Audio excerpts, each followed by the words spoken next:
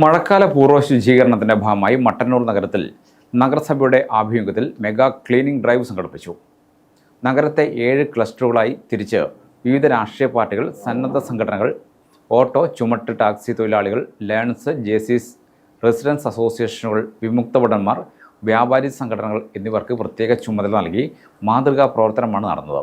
മട്ടന്നൂർ നിയോജകമണ്ഡലം നിയുക്ത MLA VK Sanoj ഉദ്ഘാടനം ചെയ്തു. നഗരസഭാ ചെയർമാൻ N ഷാജിത്ത് അധ്യക്ഷനായി. ഇതിനെ സംബന്ധിച്ച് ഓരോ ആളുകളും അത്ഭുതപ്പെടുകയാണ്. കാരണം എല്ലാ കാര്യങ്ങളും അടുക്കളപ്പുറത്തേക്കുള്ള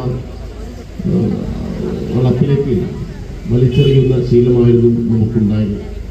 അതെല്ലാം ഗൗരവമായ തെറ്റാണ് എന്നുള്ള ക്യാമ്പയിൻ ശക്തിപ്പെടുത്തിക്കൊണ്ട് നമുക്ക് ആ കാര്യത്തിലെല്ലാം വലിയ മുന്നേറ്റം ഉണ്ടാക്കാൻ വേണ്ടി കഴിഞ്ഞിട്ടുണ്ട്.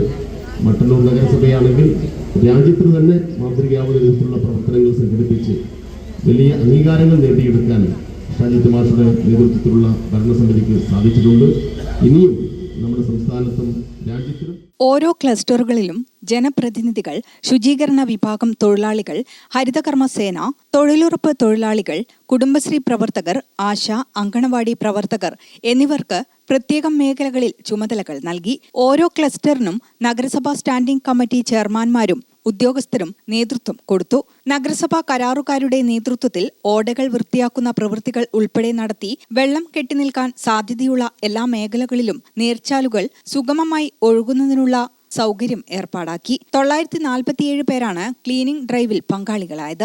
ക്ലീനിംഗ് ഡ്രൈവിന്റെ ഭാഗമായി ശേഖരിക്കപ്പെട്ട മുഴുവൻ മാലിന്യങ്ങളും നഗരസഭാ ശുചീകരണ വിഭാഗം ജീവനക്കാർ ശേഖരിക്കുകയും തിരസ്കൃത മാലിന്യമായി ക്ലീൻ കേരള കമ്പനിക്ക് കൈമാറുകയും ചെയ്തു.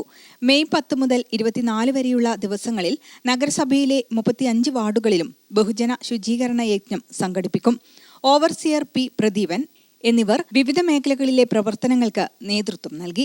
വിവിധ സംഘടനാ പ്രതിനിധികളും ജനപ്രതിനിധികളും ഉദ്ഘാടന യോഗത്തിൽ സംസാരിച്ചു. ഗ്രാമിക ന്യൂസ്, മട്ടന്നൂർ.